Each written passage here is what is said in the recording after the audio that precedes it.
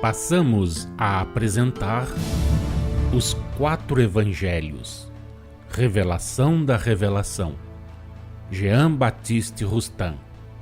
Narração, Paulo de Moraes.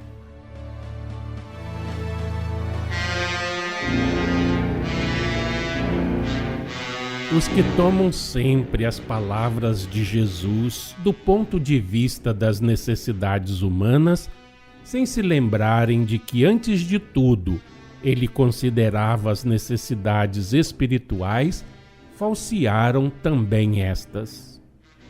Pobres, tê-los-eis sempre convosco, atribuindo-lhe o pensamento à afirmação tão absurda e falsa, quão fatalmente retrógrada, de que a pobreza material há de ser sempre, eternamente, um apanágio da terra, da humanidade terrena.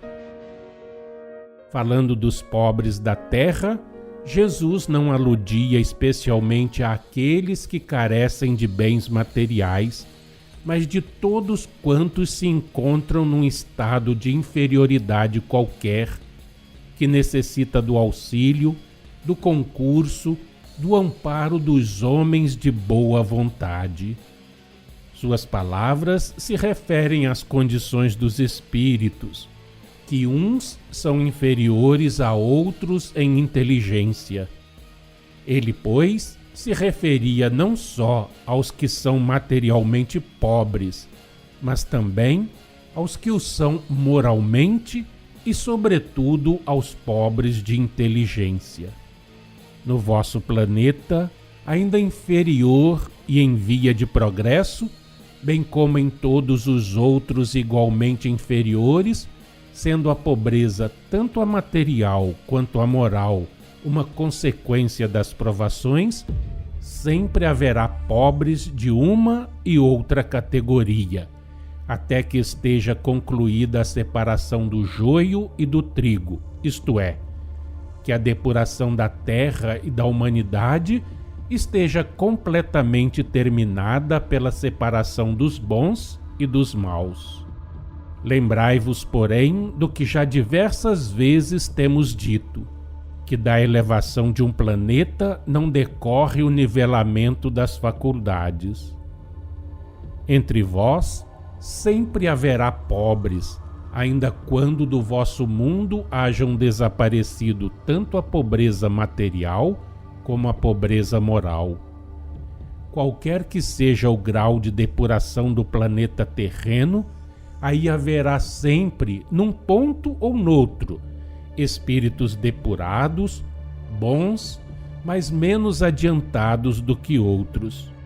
Esses são os intelectualmente pobres, aos quais os ricos em inteligência, em saber, darão com abundância o que possuem.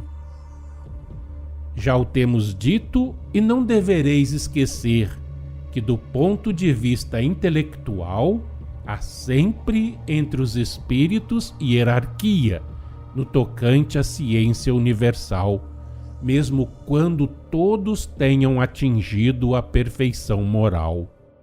A pobreza material deixará de existir na terra quando dentre vós desaparecerem todas as enfermidades morais que tendes de expiar, renascendo continuamente.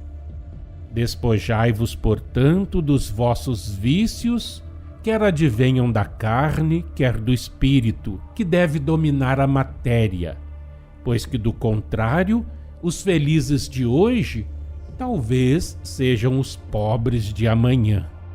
O desaparecimento, a cessação completa da pobreza material, de maneira que cada um viva folgadamente do seu labor, será um sonho enquanto a vossa depuração moral não houver suavizado as vossas futuras expiações.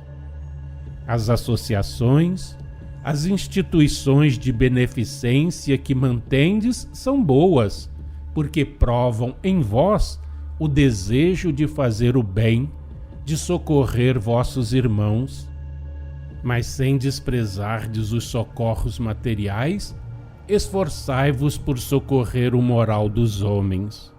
Podereis então dizer que a miséria material cessará no planeta terreno quando dele for expulsa a miséria moral.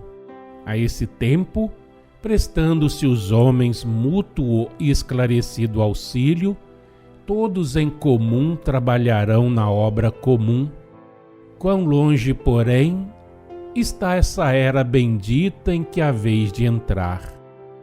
Preparai-vos, não obstante, para ela, e fazei com esse objetivo todos os esforços, organizando com os corações cheios de humildade e desinteresse, de justiça, de amor e de caridade, sociedades para o trabalho de ordem material, de ordem moral e de ordem intelectual.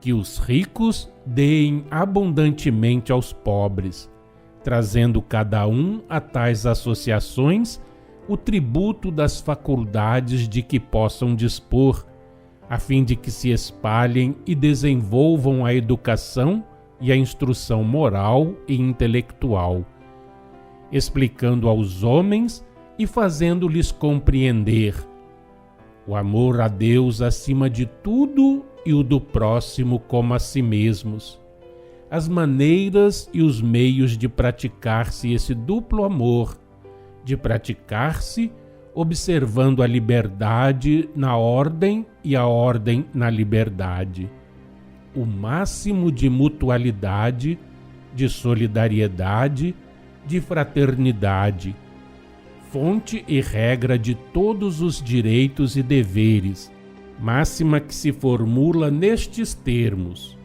um por todos e todos por um, em todas as associações de qualquer natureza que sejam, comerciais, industriais, agrícolas, morais e intelectuais, compreendidas no rol destas últimas, as literárias, as religiosas e as científicas, em todas as esferas da atividade humana, individual, comum ou social.